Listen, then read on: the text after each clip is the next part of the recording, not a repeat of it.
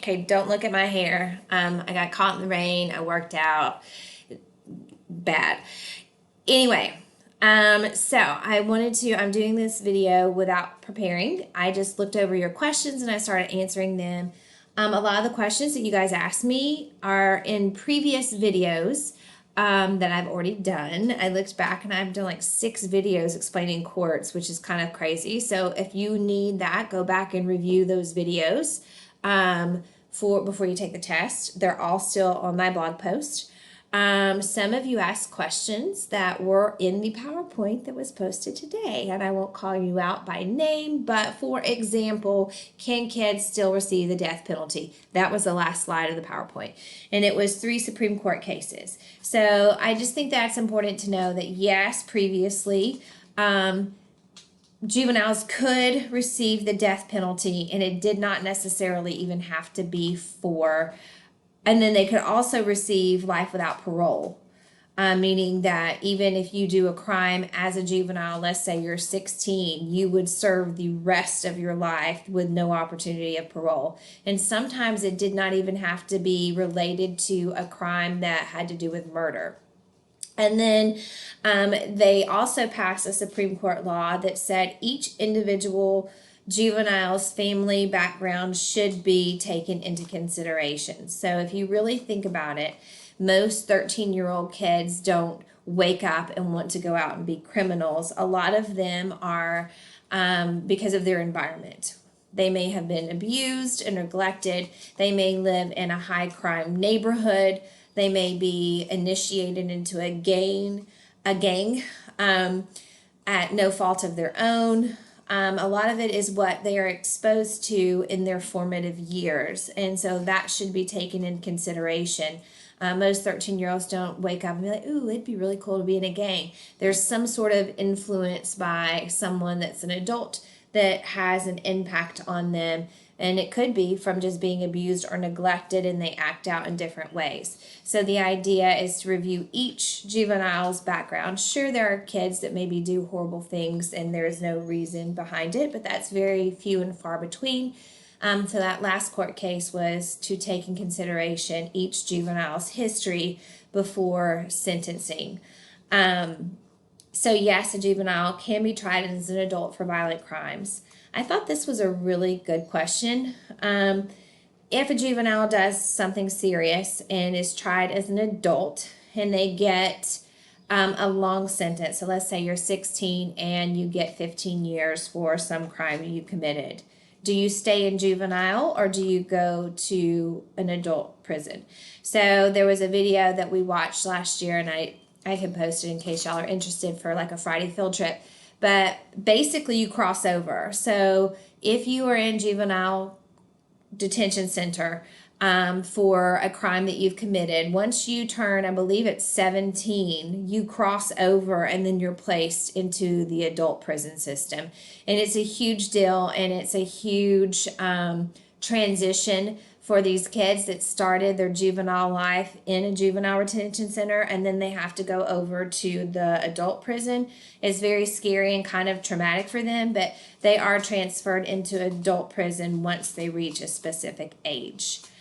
Someone else asked how probation works. So if you receive probation, you are assigned a probation officer, and this includes, like for a juvenile, I previously taught a student at another school that I had, and he had a very hard time behaviorally, and his attendance was horrible. So he had a probation officer, and he lived with a grandparent, and he would not listen to her. So the grandma would call the probation officer, and she would come over and she would get him up and get him out and drive him to school and force him to go, or he would end up having to get in trouble in the courts.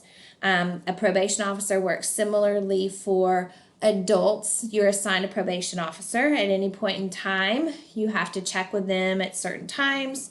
They may give you random drug tests if that's the issue you're having. They may give you random alcohol tests if that's the issue you're having, and you have to comply, or you could actually end up going back to jail or prison if you are not following your orders of probation.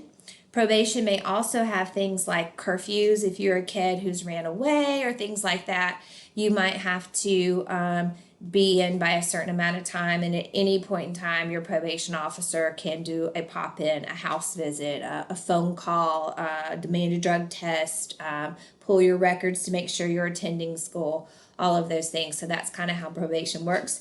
And once you have followed the guidelines of probation, it's usually like a year or whatever, then you're off probation. So, and then you're free and clear. So let's talk really fast about delinquent and unruly kids. A delinquent act means if an adult did it, it would be a crime. Stealing. If an adult steals something and a child steals something, both breaking the law. Doing drugs. If an adult does drugs, if a kid does it, it's breaking the law. Okay? Unruly means it is something that if an adult did it, they would not be breaking the law. So, underage drinking, unruly. As an adult, you can drink.